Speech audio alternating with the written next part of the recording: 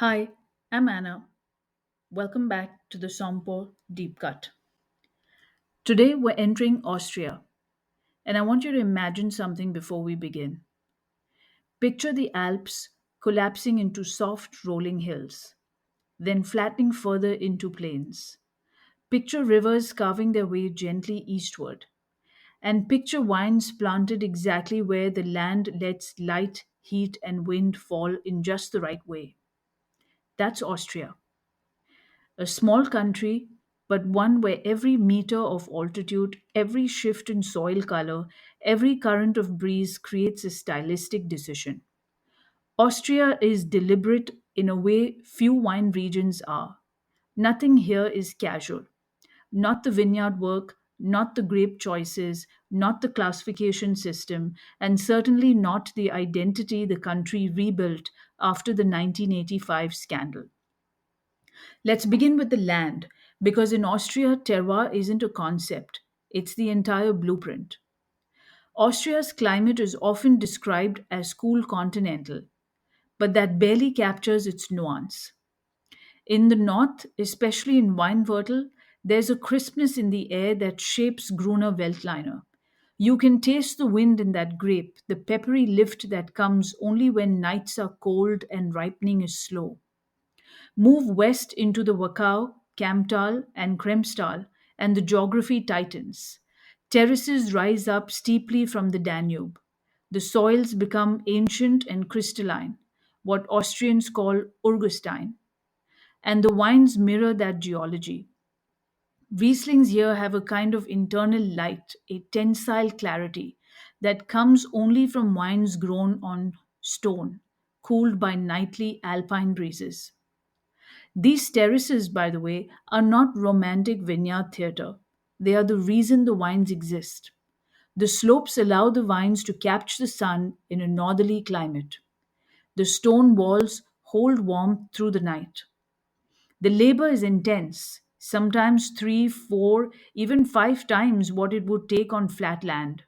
And you can feel that tension in the wines. A wine from Wachau is never lazy. It carries the discipline of the vineyard in its bones. Then the entire mood changes as you move east into Burgenland. The cool alpine influence fades, and a warmer, drier Pannonian climate takes over. Suddenly, red grapes ripen with ease. Blaufränkisch develops structure and real depth. Zweigelt becomes plump and cherry scented. And around Lake Neusiedlersee, humidity pools in autumn and creates perfect conditions for noble rot. You feel as though you've stepped into another country, but this is simply another facet of Austria. Go further still into Steiermark along the Slovenian border, and you find hills so steep and beautiful they barely seem real. The soils turn volcanic, schistous, electric, and Sauvignon Blanc, a variety that can be simple elsewhere, becomes sharpened, vivid, mouth-watering. Here, growers face frost, hail, and the drama of weather, and that tension produces wines with nervous energy and purity.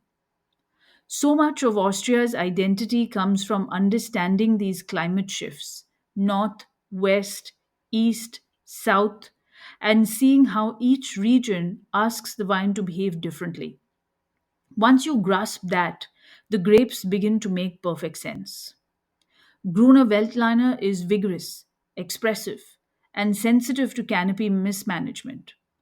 It can develop bitterness if left too long on skins or if crop loads aren't controlled. But when grown on lows, those soft water holding soils, it becomes textured and generous. On stonier sites, it becomes linear, precise, almost architectural. Riesling, planted almost entirely on poor rocky soils, thrives in Austria's cooler western regions. The wines are dry more often than not, and they rely on acidity and minerality rather than fruit weight. These are wines built for time. Blaufränkisch is Austria's quiet masterpiece. High in acidity, firm in tannin, and astonishingly transparent into soil. In Letherberg, it's limestone driven and elegant. In Mittelburgenland, it becomes darker, more structured, more powerful. And then there's Wiegelt, playful and spirited, bringing brightness and approachability. Now let's move into the cellar. Austrian winemaking is a study in restraint. Whites are mostly fermented cool and clean in stainless steel or large neutral vessels because the goal is not to embellish Gruner or Riesling, it is to reveal them. Malolactic conversion is rare in these wines. Preserving acidity is central to their style. Lees aging is often used but always thoughtfully. Never heavy, never creamy, just enough to add quiet texture. Red winemaking, especially for Blaufränkisch, tends to favor open top fermenters, gentle extraction, and oak that supports without overwhelming. Large format barrels and old wood dominate. New barriques appear only in more structured reserve level styles. And sweet wines, particularly those from New Seedlesse, depend entirely on nature cooperating. Without the lake and its cycles of warmth and humidity, noble rot won't appear with such reliability. That's why Austria's sweet wines are so respected. They're not manufactured, they are earned. And now the part diploma students always fear first: Austria's wine law. Austria has two systems that intertwine: the familiar Prädikat system and the DAC system that defines typicity. The Prädikat hierarchy mirrors Germany in some ways. Must wait indicates ripeness, but Austria makes two big departures. First, cabinet is not a Prädikat, it sits under Qualitätswein. And second, Ausbruch, historically from Rust, remains part of the Prädikat family alongside TBA. But the real heart of Austria is the DAC system. DAC is about place and identity.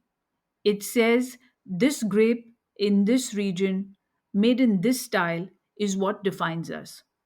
Suddenly, Austria became one of the clearest regions in Europe. Weinviertel means Gruner, with that clean, peppery signature. Wachau, now formerly DAC, restricts single vineyard wines to Gruner Veltliner and Riesling. Kamptal and Kremstal express altitude and cool nights.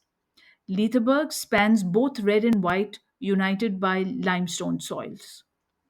Mittelburgenland focuses on Blaufränkisch with a layered structure of styles.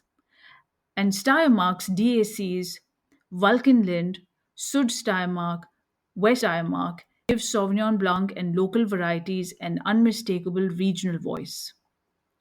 Alongside this legal framework sits the OTW, the Traditions Weinguter, a group of growers who classify vineyards according to quality. It's not law, but it carries weight. Exam questions often expect you to separate what the DAC controls and what OTW influences culturally. Behind all of this sits a business story defined by trust. After the 1985 scandal, Austria rebuilt its wine identity by going all in on quality. Exports fell, then rose with a completely different profile. Today, Austria sells far more bottled wine than bulk at higher values and to markets that appreciate precision: Germany, Switzerland, the US, Scandinavia. And in the domestic market, Hurigan culture, those local taverns serving young, fresh wine, remains an anchor of Austria's wine identity. How did I prepare Austria for the diploma exam? I started with climate. Then I added soil, then grape behavior, then connected that to soil and style to both vineyard and cellar decisions. And finally, I understood the classification systems not as something to memorize, but as something that describes how Austria thinks about wine. If you approach it in this way, with a map in your mind and a sense of how each region breathes, Austria will no longer feel dense. It will feel inevitable, precise, and deeply coherent. If you'd like a written version of this article, I've included this in my editor notes, and I hope you enjoyed this episode. Thank you for listening, and I'll see you in the next one.